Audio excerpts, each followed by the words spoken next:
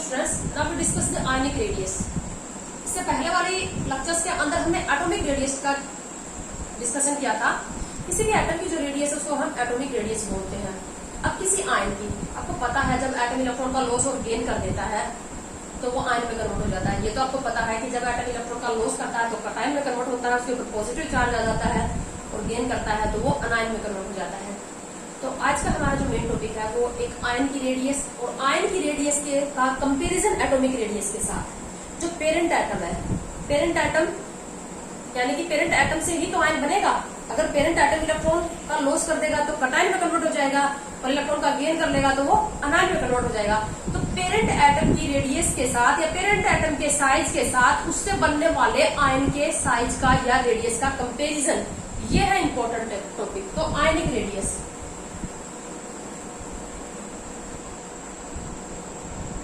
Ionic radius या ionic radius plural है बेटा रेडियस का।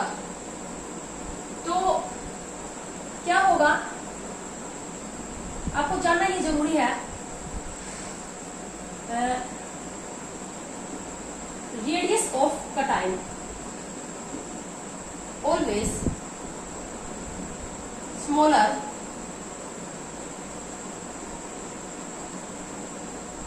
Then parent atom.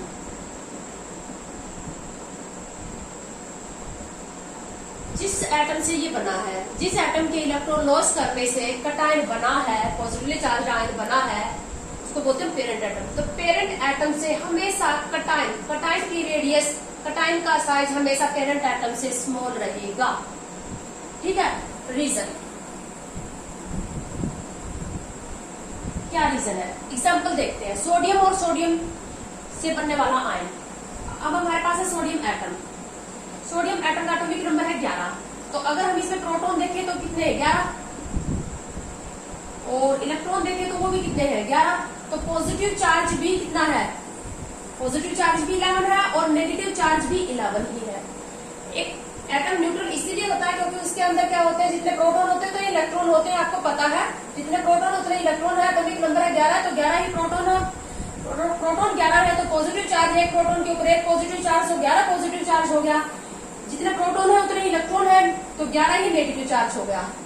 अब अगर ये एक इलेक्ट्रॉन का लॉस कर दें, अगर ये एक इलेक्ट्रॉन का, मैं इसमें से माइनस कर रही हूँ एक इलेक्ट्रॉन, अगर ये एक इलेक्ट्रॉन का लॉस कर दे तो ये किस में कन्वर्ट हो जाएगा? अन्य पॉजिटिव आयन में, सोडियम आयन में, कटायन में। अब इसने एक इलेक्ट्रॉन का लॉस कर दिया तो ये कटायन बन गया। तो पॉजिटिव चार्ज तो अभी भी 11 ही रहा क्योंकि प्रोटॉन तो 11 है, प्रोटॉन का तो लॉस गेन नहीं होता।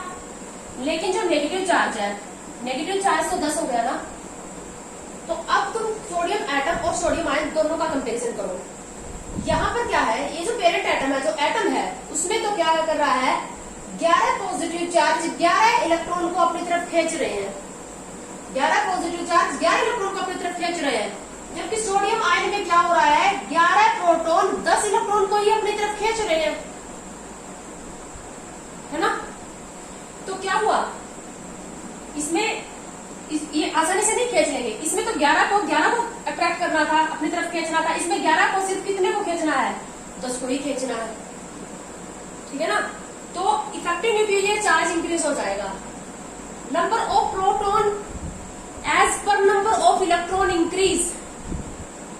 Number of proton as per number of electron increase in cation.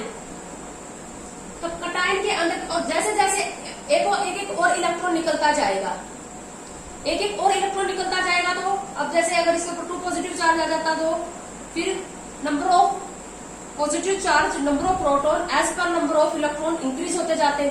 जैसे मैं एक एग्जांपल तुम्हें एल्यूमिनियम का दिखाती हूँ। एल्यूमिनियम का केस हमारे पास एटॉमिक नंबर 13 है, आपको पता है। प्रोटॉन 13 है, इलेक्ट्रॉन भी 13 है। एल्यूमिनियम के एटम में 13 पॉजिटिव चार्ज, न्यूक्लियस के अंदर पॉजिटिव चार्ज है 13 पॉजिटिव चार्ज, 13 इलेक्ट्रॉन को अपनी तरफ खींच रहा है। अगर ये एक इलेक्ट्रॉन का लॉस कर देता है, एक इलेक्ट्रॉन का लॉस कर देगा तो ये Al पॉजिटिव में कन्वर्ट हो जाएगा।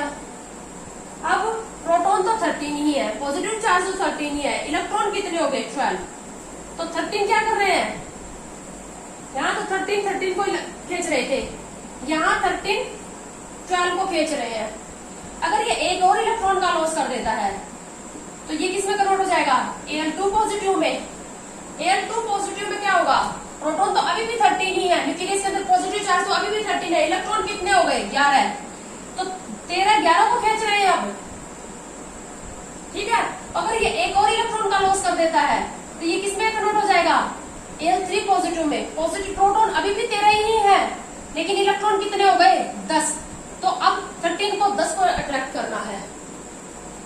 यानी कि जैसे जैसे एक एटम इलेक्ट्रॉन का जैसे जैसे लॉस करता जाएगा उसमें इलेक्ट्रॉन कम होते जाएंगे, लेकिन न्यूक्लियस के अंदर प्रोटॉन सेम रहने की वजह से न्यूक्लियर चार्ज तो सेम रहेगा, न्यूक्लियर चार्ज रहेगा सेम, तो जिसकी वजह से क्या होंगे, जैसे जैसे क्या होते जाएंगे इलेक्ट्रॉन कम होते जाएंगे, न्यूक्लियस क्या करता जाएगा, न्यूक्लियर चार्ज इंक्रीज होता जाएगा और ज्यादा इलेक्ट्रॉन को nuclear charge per electron increase होता जाएगा, nuclear charge per electron increase so attraction increase.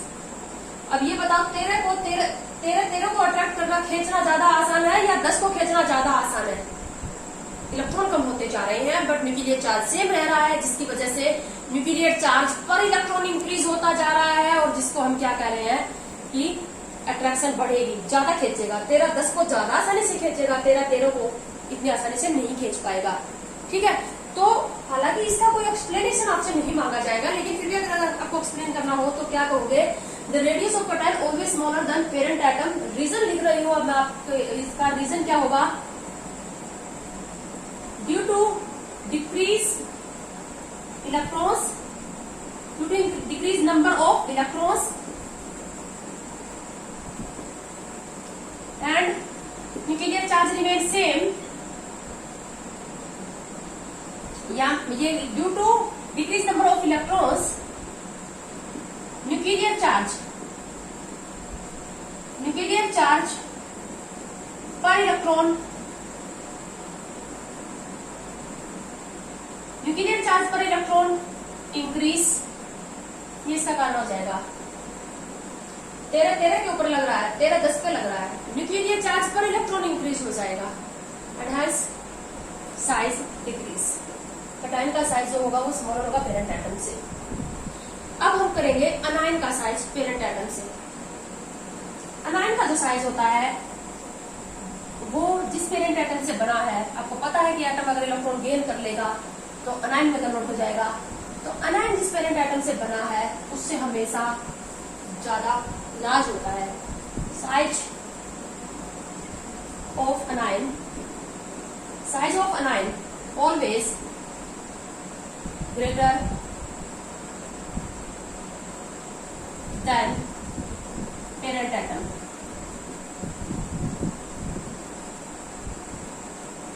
Parent atom जिस एटम के इलेक्ट्रॉन गेन करने से जो अनायन बना है उस अनायन का साइज अपने पेरेंट एटम से हमेशा क्या होगा, बड़ा होगा। Size of अनायन always greater than the parent atom. अब हम करेंगे इसका रीजन। एग्जांपल ले लेते हैं ऑक्सीजन का। ऑक्सीजन का एटम है, एटॉमिक नंबर है 8, प्रोटॉन 8 है, पॉजिटिव चार्ज इलेक्ट्रॉन भी 8 है। 8 प्रोटॉन 8 इलेक्ट्रॉन को खींच रहे हैं। अब अगर ये 1 इलेक्ट्रॉन का गेन कर ले, 1 इलेक्ट्रॉन का गेन कर ले तो ये O नेगेटिव में कन्वर्ट हो जाएगा। O नेगेटिव में कन्वर्ट हो जाएगा तो प्रोटॉन तो रहे 8 ही, पॉजिटिव चार्ज तो 8 ही रहा, लेकिन इलेक्ट्रॉन हो गए 9। 8 को खींच रहे थे, अब 8 क्या करेंगे, 9 को खींचेंगे, 9 को अट्रैक्ट करेंगे, जो कि डिफिकल्ट होगा। अगर ये एक और इलेक्ट्रॉन को गेन कर ले तो ये कन्वर्ट हो जाएगा O2 नेगेटिव आयन में, ऑक्साइड आयन जिसको बोलते हैं। पॉजिटिव चार्ज न्यूक्लियस में अभी भी 8 है, क्योंकि प्रोटॉन तो 8 ही है, लेकिन इलेक्ट्रॉन हो गए 10। 8 को अट्रैक्ट करना था, अब 8 9 को अट्रैक्ट कर रहे हैं, अब 8 10 को अट्रैक्ट कर रहे हैं। तो 8 को अट्रैक्ट करना इजी था, 8 10 को अट्रैक्ट करना क्या है, डिफिकल्ट है। तो जैसे जैसे नेगेटिव चार्ज बढ़ता जाएगा, जैसे जैसे नेगेटिव चार्ज बढ़ता जाएगा, number of electron per nuclear charge increase होता जाएगा, या और रिवर्स ये कह सकते हो nuclear charge per electron decrease. इसका रीजन क्या हो जाएगा, as number of electrons increase, number of electrons increase, nuclear charge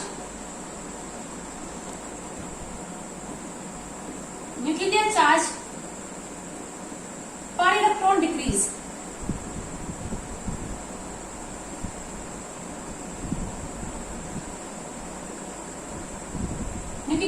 electron decrease.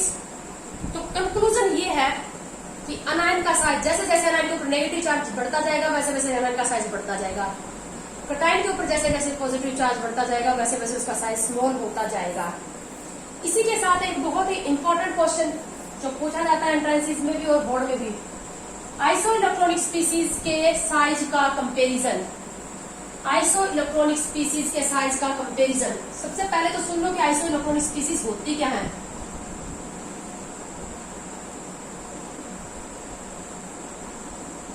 नाम से पता चल रहा है आइसो का मतलब सेम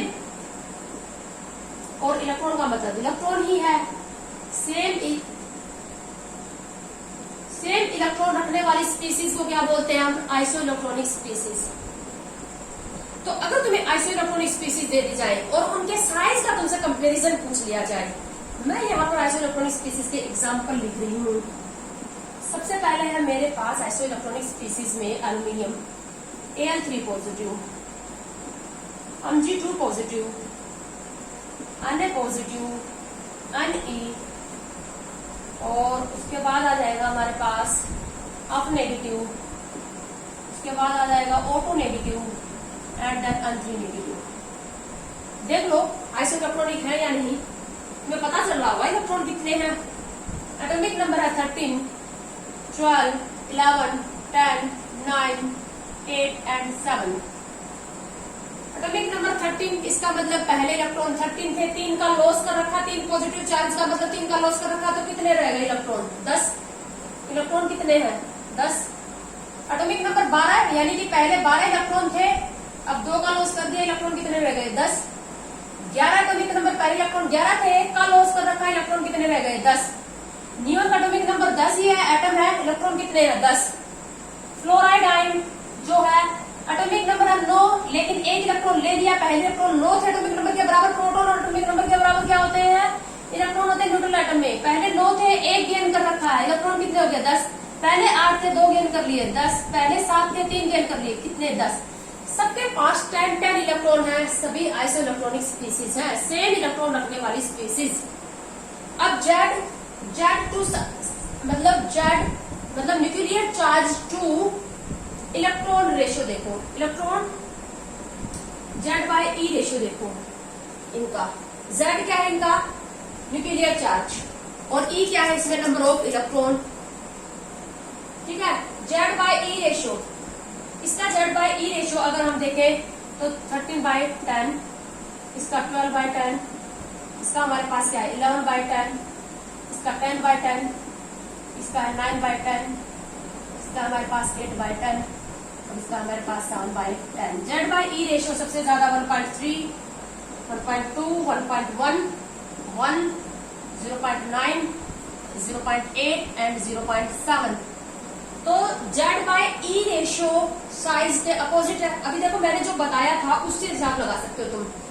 कैटायन के ऊपर जितना पॉजिटिव चार्ज बढ़ता जाएगा उतना ही साइज छोटा होता जाएगा, आयन के ऊपर जितना नेगेटिव चार्ज बढ़ता जाएगा उतना ही साइज क्या होता जाएगा? इंक्रीज।